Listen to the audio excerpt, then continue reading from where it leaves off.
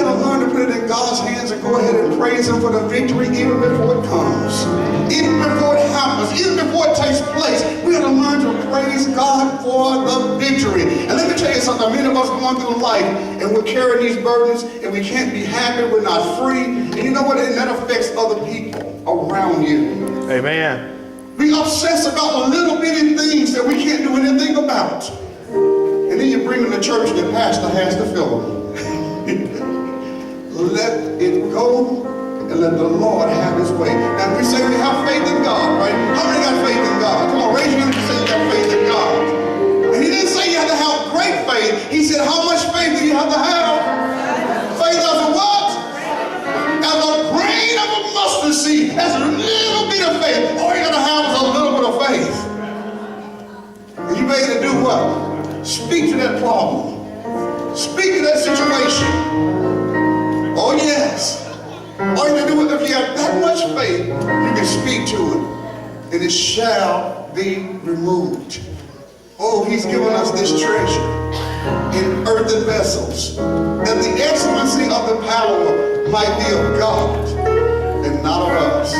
Saints, I want you to understand, you don't have to carry the problems, the burdens that you have. If you can't praise God, if you can't lift Him up, there's something going on with the situation. Well, not with the situation, but with us. We ought to be able, I know there's come time when things hit us that would knock us for a loop. I'm certain Sister Alice, when she got the news of the night, there was no praising God in her. But that's the reason sometimes we have to praise God for her. Amen. Amen. Because we have faith in God. And we may not know what God is going to do, but we know what God can do. Not praising Him today, but what He can do. And so along the line, He may just speak and say, I will do. Hallelujah. Oh, bless His name. But let the burdens go. And let the Lord have them. And God will bless you. God will lift you up. And then for a few brief moments on today, God put something in my spirit the other day. Another time we want to praise God. But saints, many times the praise can't come forward until after we have been taught. God bless you today, Prophet Fisher. Don't leave too soon now today, okay? Right, don't leave me, okay? I need to talk to you. But we have to be taught. I've been noticing a lot about what's going on in our church world today. You know, people, they look for a good time, a hot service, they can jump, they can shout. That's good, and I love it. I love a great move of God when people jumping and shouting and praising the Lord. And nobody tell you, y'all probably know about now. I love it when the Spirit of God gets to move and I can get my little jump in. But there comes also a time when the people of God need to be taught. Because He said, after you finish preaching, you got to teach them to observe all things whatsoever I have told you. But I'm finding in our church world today is that we don't want to be taught. Give me cake, but don't give me meat. Give me pie, but don't give me the green beans and the corn. You know what I'm talking about. Sure, you want all the sweet stuff, but they don't want the stuff that really builds them up. So what ends up happening is, what ends up happening, we end up, in the natural sense, we end up with junk bodies, don't we? I can testify.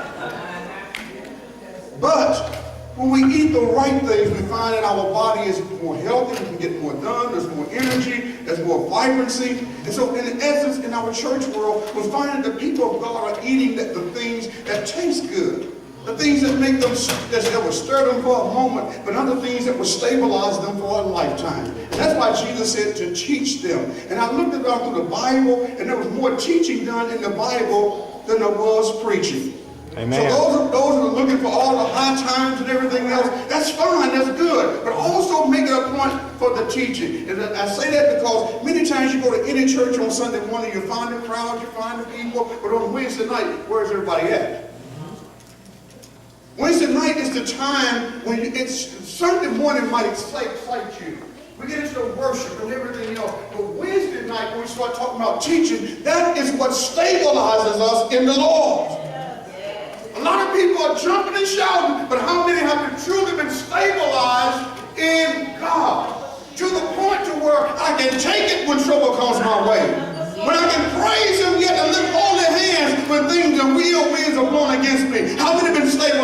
that way. When somebody curse you, and you can bless them back. They're talking about you, and you don't go set them straight. How many have been stabilized? It takes teaching. It takes the slow rain. It takes the teaching to stabilize us in the Lord. And I've been looking at some of I love watching some of the ministries on television. And I've noticed that over the last few years, as I've been watching them, you don't see a lot of preaching going on television. Did y'all know that? Amen. You don't find a lot of preaching going on. They've learned that it's the teaching. Teaching them to observe, teaching them how to go through, teaching them what the will of God is. It's the teaching that is going to stabilize us in the Lord. Well, come on. I'm not going to take you long today. A couple of things that we want to do in the near future. And that is, those that haven't been baptized, I don't know who you are, you know. I think I had one person come to me, but there's a couple of people I know that hadn't had their opportunity since they got saved to be baptized. And so we're going to do that later on this month. We're probably looking at probably the 5th Sunday this month to go ahead and do that baptismal service. And we don't have to worry about it. Don't worry about it if it gets cold. We got heated water. So you don't have to get dumped when it's cold. But if you have not done it, get with me before the end of the month and we'll set that up. And also, that'll be the same Sunday that we're going to have our fellowship dinner. Amen? Amen. The Lord say the same. And I'll go ahead and say it now if she'll be with us on that 5th Sunday and give us a good word. Prophet Fisher, when you're going to be busy that 5th Sunday, look at your schedule. Look at your schedule, okay? We'll let you come and bless us that 5th Sunday for baptism, if you're free. Just get with me and let me know. All right. But turn with me to the book of Genesis, 11th chapter. And let's see what the Bible says. See what the word of the Lord says.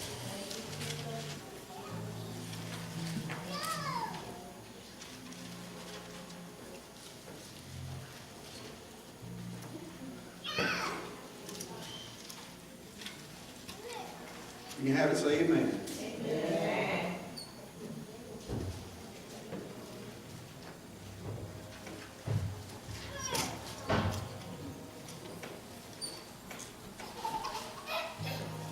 And this is a very familiar passage of scripture for most of us. But we've heard the story. But one thing that I've seen in these last days, saints, in my last few days, is how God is moving. Things that we've read, things that we've heard. Sometimes when God begins to really deal with you on certain things, there's a new perspective, a fresh perspective. I ain't gonna say a fresh one, a new word. Because the word is the same, it's just a different perspective. And any good writer will tell you there's no new story, it's just a different angle or something like that they go. You ever heard that? But anyway, in Genesis 11th chapter, and let's start at the first verse. It reads, and the whole earth was of one language and of one speech. And it came to pass as they journeyed from the east that they found a plain in the land of Shinar, and they dwelt there. And they said one to another, go to, let us make brick, and burn them thoroughly. And they had brick or stone, and slime had they for mortar. And they said, go to, let us build us a city and a tower, whose top may reach unto heaven, and let us make us a name, lest we be scattered abroad upon the face of the whole earth. And the Lord came down to see the city and the tower, which the children of men builded. And the Lord said, behold, the people is one, and they have all one language. And this they began to do. And now nothing will be restrained from them which they have imagined to do. Go to, let us go down and there confound their language, that they may not understand one another's speech. So the Lord scattered them abroad from this upon the face of all the earth, and they left off to build the city. Therefore is the name of it called Babel, because the Lord did there confound the language of all the earth, and from this did the Lord scatter them abroad upon the face of all the earth. May the Lord have blessed the reading, the hearing, and the doing of his most holy words. And again, when I looked at this from a different perspective, from what the Lord was showing me, we've heard all the different things, but there's some goods, there's some bad, there's some positive, and there's some negative in everything that was going on here. But to look at the whole thing in totality, until you look at it in totality, you don't really see. And I'm going to tell you something, the Bible all the time doesn't tell us everything that's going on. It may give us the major things, the major events, but it does not give us everything. So many times you have to extrapolate it, which means to build up the act, to kind of put everything together. In other words, if you all can only see part of my face, you know there's another part over there, but you can't see it. So if you're drawing a picture of me, then you have to extrapolate based upon what you can see. You extrapolate or begin to build up the other side, and you're drawing based on what you see on this side. And that's what we mean to extrapolate, to add to, to build up, to finish the thing based upon the information and things you have. So in this passage here, in some things we have to extrapolate based upon information and things that we know. And what we find out is this here, is that when you began to look at the story here, it didn't give us everything. Because how many know that when you go to do anything, you're not going to get 100% participation? Amen. You're not going to get 100% of the people that's on your side. And you're always going to get people that's going to talk against what you're doing. See, the Bible didn't give us this, but knowing what we do know about human nature and about men, we know that everybody wasn't with them. And also another thing, understand this, is that when they begin to get out and begin to go and do this here, there had to be somebody that took the lead. Amen? There's no project or anything that's going to get done when you got 15 different heads trying to tell everybody what to do. Somebody had to take the lead. Now, in every segment, every part of society, you see this. You know, when we start talking about building a building, when you start beginning to build the church, what do we have to do? We had to get a general contractor, somebody who had to take the lead. You had subcontractors and you had other people doing this, but one person had to take the lead. Am I right?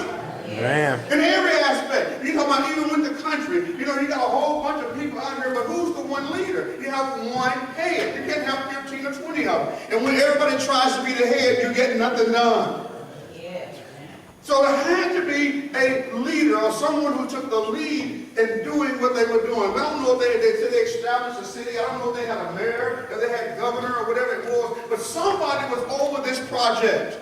And whoever was over the project did not get 100% participation. They did not get everybody on board. They got people talking against them. They got people that talk bad about this and about that, because you just would never get 100% of the people that go along. And again, the Bible doesn't tell us this part, but we know, according to human nature, this happened.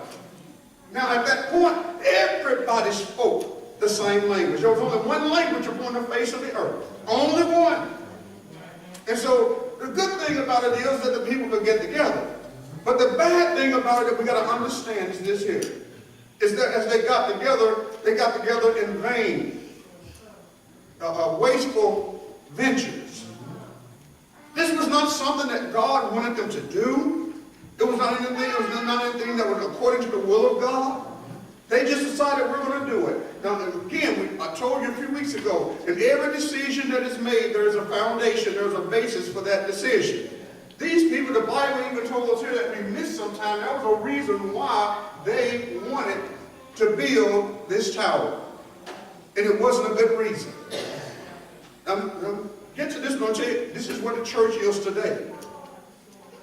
The reason that they wanted to build this city and this high tower is because they were afraid that we're going to be scattered in this and that. So we got to build us a city that's ours, a place where we can be, and we're going to make it more grand than everybody else. We're going to build this high tower, and everybody's going to see this high tower, and they're going to look at us, and they're going to know that we're somebody. They were doing it in some vain efforts to make themselves do this. And God said, listen, this is not good. But let's read the scripture and I'll show you what I'm talking about. It said in that third verse, and they said one to another, go to, let us make brick and burn them thoroughly. And they had brick for stone, and they had slime for mortar. In other words, they weren't building these houses or this mortar or this city. They weren't building it out of wood and nails. They didn't have that. What they did, they made it out of brick. They used slime for the mortar that holds the brick together. And they said, go to, let us build us a city and a tower, whose top may reach unto heaven. And let us make us a name, lest we be scattered abroad upon the face of the whole earth. Now, I don't know, when I read this here, I don't know, I really don't believe they was trying to build a tower that reached all the way to heaven.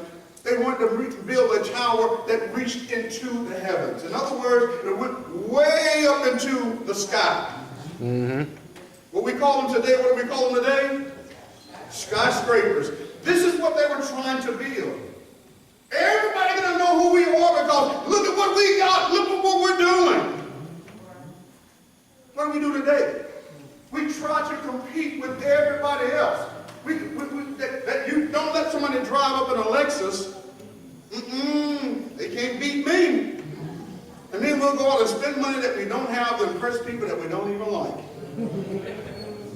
Let me say it again. We'll go out there and we'll spend money that we don't have to impress people that we don't even like. Because you're not going to beat me. I got to show you who I am. And let me tell you, the Bible again reminds us to say that a man's life consisted not in the abundance of the things in which he possesses. In other words, just because you got this and you got that doesn't make you somebody. It don't make you special. We would love to have these things down here, but you know what, in the end, when we die, we're going to leave them behind anyway, so that we tend to forget what things are more important because we're competing with everyone else to do things that really does not please the Lord. And we go forth, and this was a vain effort. In other words, done because of their vanity. It said, and again, and to make us a name lest we be scattered abroad upon the face of the whole earth. Now, according to what the Bible says here, and a little bit later on, did you all know it was God's will for them to be scattered?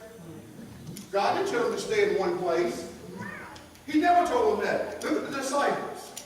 When God chose his disciples, and before he left, he told them, he said, I want you to tarry in Jerusalem until you be endowed with power from on high. He told them to stay there for a while. There was a reason that they stayed there for a while. They needed something to guide them, to lead them, that would help, that basically would do the work instead of them. And that was the Spirit, his Holy Ghost. They needed that. He said, so stay and tarry into Jerusalem for a while, until you be endowed with power from on high. And said, and after that, he said, you're going to do what?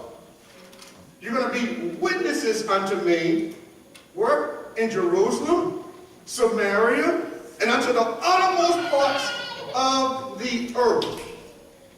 Now think about what they did after that. They got the Holy Ghost and they hung around Jerusalem, having a good old time, going to church, going home, eating with one another, going here, and they were just enjoying their little life. But then somebody had to remind them that Jesus told them that I told you that you were not going to stay in Jerusalem.